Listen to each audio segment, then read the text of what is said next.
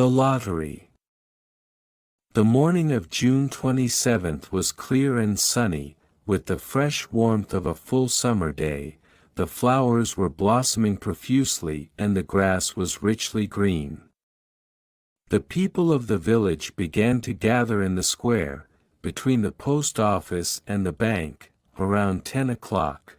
In some towns there were so many people that the lottery took 2 days and had to be started on June 2th. But in this village, where there were only about 300 people, the whole lottery took less than 2 hours, so it could begin at 10 o'clock in the morning and still be through in time to allow the villagers to get home for noon dinner. The children assembled first, of course.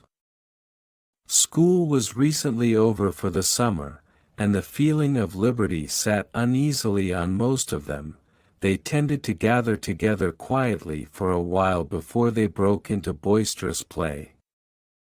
And their talk was still of the classroom and the teacher, of books and reprimands. Bobby Martin had already stuffed his pockets full of stones, and the other boys soon followed his example, selecting the smoothest and roundest stones. Bobby and Harry Jones and Dickie Delacroix, the villagers pronounced this name, Delacroix, eventually made a great pile of stones in one corner of the square and guarded it against the raids of the other boys.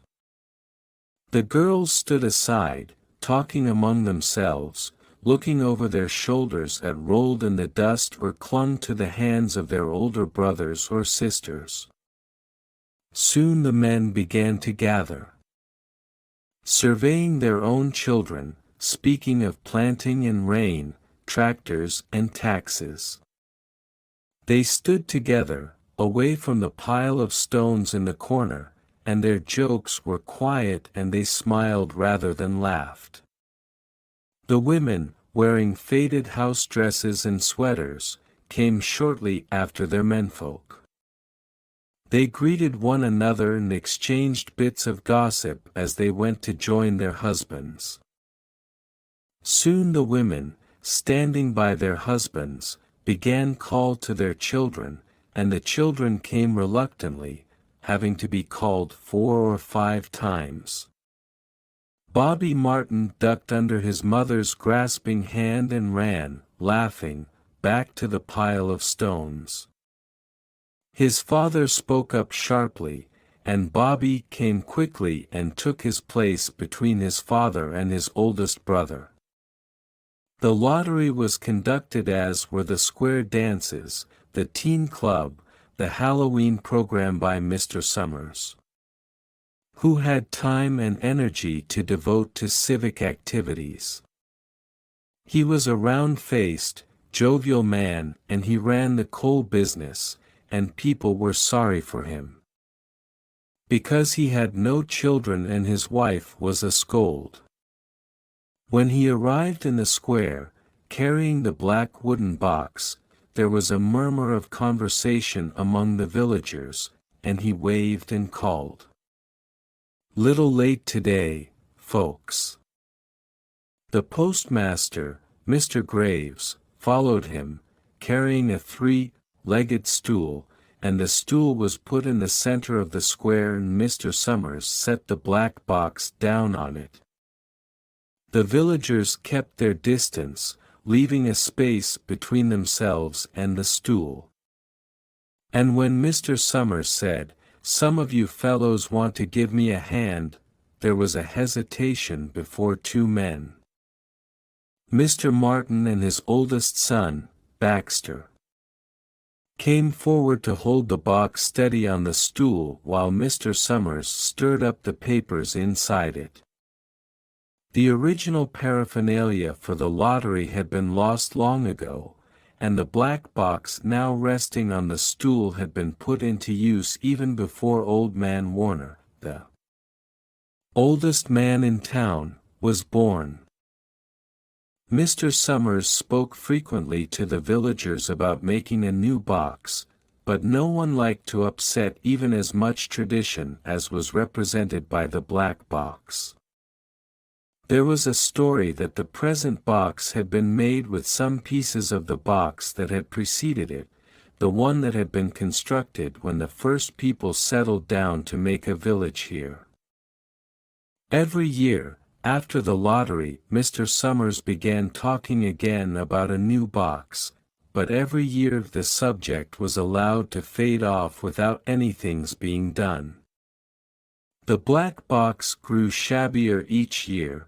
By now it was no longer completely black but splintered badly along one side to show the original wood color, and in some places faded or stained. Mr. Martin and his oldest son, Baxter, held the black box securely on the stool until Mr. Summers had stirred the papers thoroughly with his hand. Because so much of the ritual had been forgotten or discarded, Mr. Summers had been successful in having slips of paper substituted for the chips of wood that had been used for generations. Chips of wood, Mr. Summers had argued, had been all well when the village was tiny, but now that the population was more than 300 and likely to keep on growing, it was necessary to use something that would fit more easily into the black box. The night before the lottery, Mr. Summers and Mr. Graves made the slips of paper and put them in the box, and it was then taken to the safe of Mr. Summers' Coal Company and locked up until Mr. Summers was ready to take it to the square next morning. The rest of the year, the box was put away, sometimes one place, sometimes another. It had spent 1 year in Mr. Graves' barn and another year underfoot in the post office. And sometimes it was set on a shelf in the Martin grocery and left there. There was a great deal of fussing to be done before Mr. Summers declared the lottery open. There were the lists to make up of heads of families, heads of households in each family, members of each household in each family. There was the proper swearing in of Mr. Summers by the postmaster, as the official of the lottery.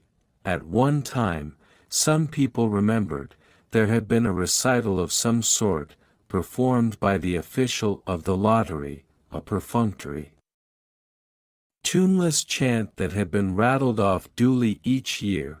Some people believed that the official of the lottery used to stand just so when he said or sang it.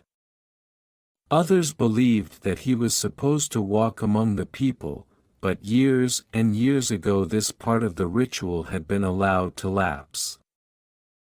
There had been, also, a ritual salute, which the official of the lottery had had to use in addressing each person who came up to draw from the box. But this also had changed with time, until now it was felt necessary only for the official to speak to each person approaching. Mr. Summers was very good at all this. In his clean white shirt and blue jeans, with one hand resting carelessly on the black box, he seemed very proper and important as he talked interminably to Mr. Graves and the Martins. Just as Mr. Summers finally left off talking and turned to the assembled villagers, Mrs. Hutchinson came hurriedly along the path to the square, her sweater thrown over her shoulders, and slid into place in the back of the crowd. "Clean forgot what day it was," she said to Mrs. Delacroix, who stood next to her, and they both laughed softly. "Thought my old man was out back stacking wood," Mrs. Hutchinson went on. "And then I looked out the window and the kids was gone, and then I remembered it was the 27th and came a-running." She dried her hands on her apron, and Mrs. Delacroix said, "You're in time, though. They're still talking away up there." Mrs. Hutchinson craned her neck to see through the crowd and found her husband and children standing near the front. She tapped Mrs. Delacroix on the arm as a farewell, and began to make her way through the crowd. The people separated good-humoredly to let her through, 2 or 3 people said. In voices just loud enough to be heard across the crowd, "Here comes your Mrs. Hutchinson, and, Bill, she made it after all." Mrs. Hutchinson reached her husband, and Mr. Summers, who had been waiting, said cheerfully, "Thought we were going to have to get on without you, Tessie." "Well, now," Mr. Summers said soberly, "guess we better get started, get this over with, so's we can go back to work. Anybody ain't here?" "Dunbar," several people said. "Dunbar. Dunbar." Mr. Summers consulted his list. "Clyde Dunbar," he said. "That's right. He's broke his leg, hasn't he? Who's drawing for him?" "Me, I guess," a woman said. And Mr. Summers turned to look at her. "Wife draws for her husband," Mr. Summers said. "Don't you have a grown boy to do it for you, Janie?" Although Mr. Summers and everyone else in the village knew the answer perfectly well, it was the business of the official of the lottery to ask such questions formally. Mr. Summers waited with an expression of polite interest while Mrs. Dunbar answered. "Horace is not but 16 vet," Mrs. Dunbar said regretfully. "Guess I gotta fill in for the old man this year." "Right," Senior Summers said. He made a note on the list he was holding. Then he asked, "Watson boy drawing this year?" A tall boy in the crowd raised his hand. "Here," he said. "I'm drawing for my mother and me." He blinked his eyes nervously and ducked his head as several voices in the crowd said things like, "Good fellow, Lack," and "Glad to see your mother's got a man to do it." "Well," Mr. Summers said, "guess that's everyone. Old man Warner make it?" "Here," a voice said. And Mr. Summers nodded. A sudden hush fell on the crowd as Mr. Summers cleared his throat and looked at the list. "All ready?" he called. "Now, I'll read the names heads of families first and the men come up and take a paper out of the box. Keep the paper folded in your hand, without looking at it until everyone has had a turn. Everything clear?"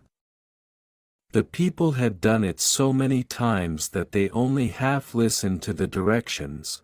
Most of them were quiet, wetting their lips, not looking around. Then Mr. Summers raised one hand high and said, "Adams." A man disengaged himself from the crowd and came forward. "Hi, Steve," Mr. Summers said. "And?" Mr. Adams said. "Hi, Joe." They grinned at one another humorlessly and nervously. Then Mr. Adams reached into the black box and took out a folded paper. He held it firmly by one corner as he turned and went hastily back to his place in the crowd, where he stood a little apart from his family, not looking down at his hand. "Allen," Mr. Summers said. "Anderson. Bentham. Seems like there's no time at all between lotteries anymore. Mrs. Delacroix said to Mrs. Graves in the back row. Seems like we got through with the last one only last week. Time sure goes fast, Mrs. Graves said. Clark. Delacroix. There goes my old man. Mrs. Delacroix said. She held her breath while her husband went forward. Dunbar, Mr. Summers said, and Mrs. Dunbar went steadily to the box while one of the women said, Go on. Janie, and another said, There she goes. We're next. Mrs. Graves said. She watched while Mr. Graves came around from the side of the box, greeted Mr. Summers gravely and selected a slip of paper from the box. By now, all through the crowd there were men holding the small folded papers in their large hand. Turning them over and over nervously, Mrs. Dunbar and her two sons stood together, Mrs. Dunbar holding the slip of paper. Harbert. Hutchinson. Get up there, Bill, Mrs. Hutchinson said. And the people near her laughed. Jones. They do say, Mr. Adams said to Old Man Warner, who stood next to him. That over in the North Village they're talking of giving up the lottery. Old Man Warner snorted. Pack of crazy fools, he said. Listening to the young folks, nothing's good enough for them. Next thing you know, they'll be wanting to go back to living in caves, nobody work any more, live hat way for a while. Used to be a saying about lottery in June, corn be heavy soon. First thing you know, we'd all be eating stewed chickweed and acorns. There's always been a lottery, he added petulantly. Bad enough to see young Joe Summers up there joking with everybody. Some places have already quit lotteries. Mrs. Adams said. Nothing but trouble in that, Old Man Warner said stoutly. Pack of young fools. Martin. And Bobby Martin watched his father go forward. Overdyke. Percy. I wish they'd hurry, Mrs. Dunbar said to her older son. I wish they'd hurry. They're almost through, her son said. You get ready to run tell Dad. Mrs. Dunbar said. Mr. Summers called his own name and then stepped forward precisely and selected a slip from the box. Then he called, Warner. 77th year I've been in the lottery, Old Man Warner said as he went through the crowd. 77th time. Watson, the tall boy, came awkwardly through the crowd. Someone said, Don't be nervous, Jack, and Mr. Summers said, Take your time, son. Zanini. After that, there was a long pause, a breathless pause, until Mr. Summers, holding his slip of paper in the air, said, All right, fellows. For a minute, no one moved, and then all the slips of paper were opened. Suddenly, all the women began to speak at once, saving. Who is it? Who's got it? Is it the Dunbars? Is it the Watsons? Then the voices began to say, It's Hutchinson. It's Bill, Bill Hutchinson's got it. Go tell your father, Mrs. Dunbar said to her older son. People began to look around to see the Hutchinsons. Bill Hutchinson was standing quiet, staring down at the paper in his hand. Suddenly, Tessie Hutchinson shouted to Mr. Summers. "You didn't give him time enough to take any paper he wanted. I saw you. It wasn't fair. Be a good sport, Tessie." Mrs. Delacroix called, and Mrs. Graves said, "All of us took the same chance." "Shut up, Tessie," Bill Hutchinson said. "Well, everyone," Mr. Summers said, "that was done pretty fast, and now we've got to be hurrying a little more to get done in time." He consulted his next list. "Bill," he said, "you draw for the Hutchinson family. You got any other households in the Hutchinsons?" "There's Don and Eva," Mrs. Hutchinson yelled. "Make them take their chance." "Daughters draw with their husbands' families, Tessie," Mr. Summers said gently. "You know that as well as anyone else." "It wasn't fair," Tessie said. "I guess not, Joe," Bill Hutchinson said regretfully. "My daughter draws with her husband's family, that's only fair. And I've got no other family except the kids." "Then, as far as drawing for families is concerned, it's you," Mr. Summers said in explanation, "and as far as drawing for households is concerned, that's you, too, right?" "Right," Bill Hutchinson said. "How many kids, Bill?" Mr. Summers asked formally.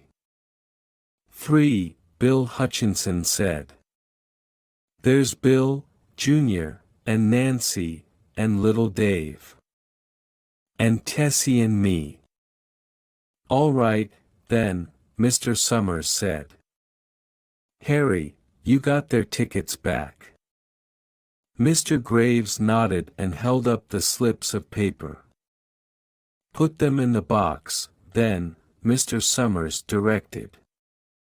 "Take Bill's and put it in. I think we ought to start over," Mrs. Hutchinson said, as quietly as she could. "I tell you it wasn't fair. You didn't give him time enough to choose. Everybody saw that."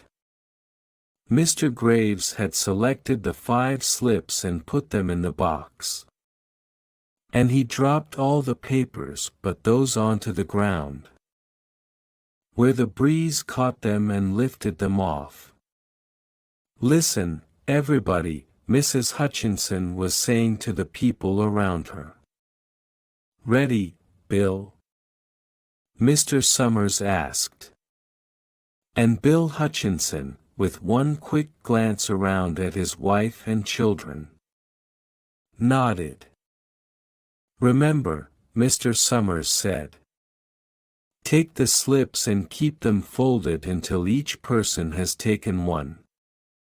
Harry, you help little Dave." Mr. Graves took the hand of the little boy, who came willingly with him up to the box. "Take a paper out of the box, Davy," Mr. Summers said. Davy put his hand into the box and laughed. "Take just one paper," Mr. Summers said. "Harry, you hold it for him." Mr. Graves took the child's hand and removed the folded paper from the tight fist and held it while little Dave stood next to him and looked up at him wonderingly. "Nancy next," Mr. Summers said. Nancy was 12. And her school friends breathed heavily as she went forward switching her skirt, and took a slip daintily from the box. "Bill, Jr., Mr. Summers said, and Billy, his face red and his feet over large, near knocked the box over as he got a paper out. "Tessie," Mr. Summers said. She hesitated for a minute, looking around defiantly. And then set her lips and went up to the box. She snatched a paper out and held it behind her. Bill, Mr. Summers said, and Bill Hutchinson reached into the box and felt around, bringing his hand out at last with the slip of paper in it. The crowd was quiet. A girl whispered, "I hope it's not Nancy," and the sound of the whisper reached the edges of the crowd. "It's not the way it used to be," Old Man Warner said clearly. "People ain't the way they used to be." "All right," Mr. Summers said. "Open the papers. Harry, you open little Dave's." Mr. Graves opened the slip of paper and there was a general sigh through the crowd as he held it up and everyone could see that it was blank. Nancy and Bill Jr. opened theirs at the same time. And both beamed and laughed. Turning around to the crowd and holding their slips of paper above their heads. "Tessie," Mr. Summers said. There was a pause, and then Mr. Summers looked at Bill Hutchinson, and Bill unfolded his paper and showed it. It was blank. "It's Tessie," Mr. Summers said, and his voice was hushed. "Show us her paper." Bill Hutchinson went over to his wife and forced the slip of paper out of her hand. It had a black spot on it, the black spot Mr. Summers had made the night before with the heavy pencil in the coal company office.